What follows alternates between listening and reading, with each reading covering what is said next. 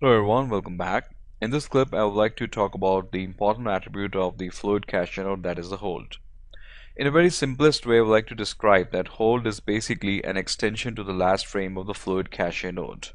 Alright. In this example, I do have a video for you, and I would just like to illustrate the usage of the hold. So you can see that I am now scrubbing the timeline, and this fluid is being getting animated from the simple fluid emitter. But here is the change.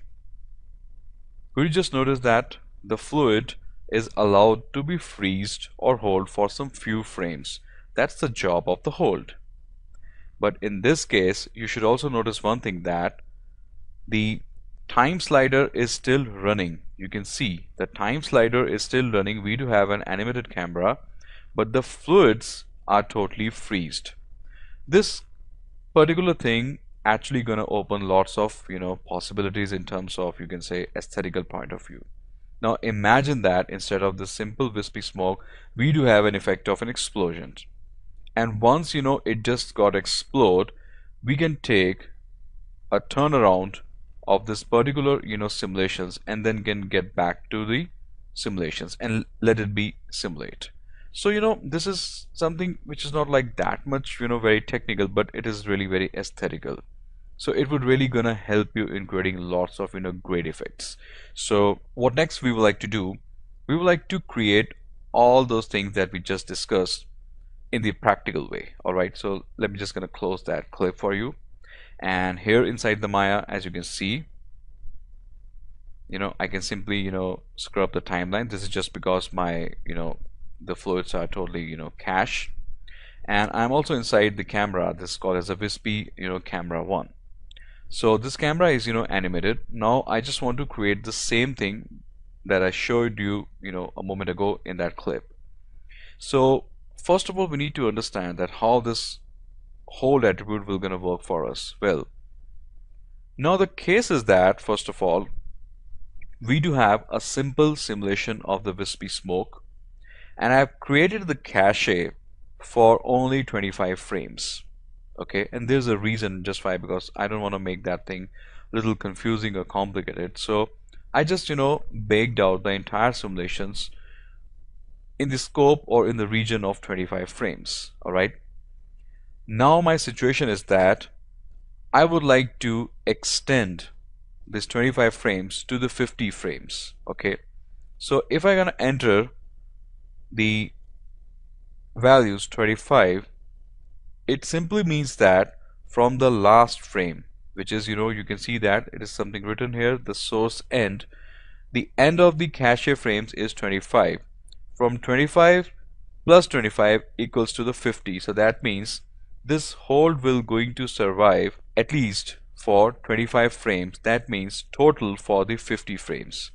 Once the fluid will jumps to 51 frame, it will get started re-simulating.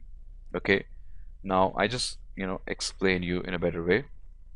Notice we have the 50 frames, we have the source start 0, source end 25, and we also do have some other different stats. That means original start, and this is the original end.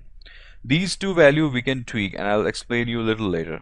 Now concentrate only on the hold and the original end. Original end simply means that the maximum limitations of the frame inside the fluid cache is 25. That means after 25 there will not going to be any cache, and the fluid will going to begin with its simulations. So let me just gonna play the timeline for you. Now can you see the change? It's pretty much straightforward, pretty much simple. Now I hope so you must have understood the meaning of the hold. All right, you could also extend that thing. Let us say we wanted to go with 50 frames, so that means 25 plus 50, that means 75. So it simply means that for the rest of the 75 frames also I could able to do the same thing. But as you can see that there is no movement inside the camera. It is totally rigid, and it's just no use of taking that thing beyond 50. And what if I would like to shrink it down to, let us say 25? So if we have 50 frames, then what about last 5 frames? From the last 5 frames the fluid will going to start re-simulating. Now just take a look at that. Putting it to the pause because that would definitely going to take a lot of time to get simulated because, and here you can see that, guys, that's the difference between the cache, and that's the difference between the simulations which you are doing inside the Maya. So when your software is running with the simulations, you can experience the dip down in the FPS. That is, it's hardly 0.6, and when you are inside here, you can experience the frames have now been jumped up to 22, 23, which is almost next to the you can say the real time. All right, so that just all about the attribute that is called as the hold, and I hope so that you must have understood the concept of the hold. And I also like to talk about the important attribute that is called as a source start. Take the advantage of replacing the, any number of the frames with the first frame. So let us say we do have from 0 to 25 frame, the total frames is 25, and I wanted to show some effect in which the 15th frame of the cached fluid will become the first frame. So I can do that simply by replacing the source start from the 0 to, let us say, 15. And once I'm going to roll back the timeline, now you can see that my fluids, this 15th frame of the fluid cache has now become the first frame. And this is something really very important.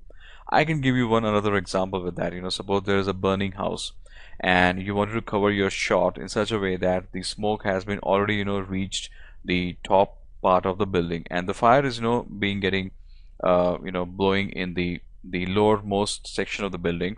So in that particular case, you may could utilize the source start, so which simply means that if you have the simulations of 150 frames, and let's assume that from 35 or let's say 50 frame the smoke has completely reached to the top section of the building.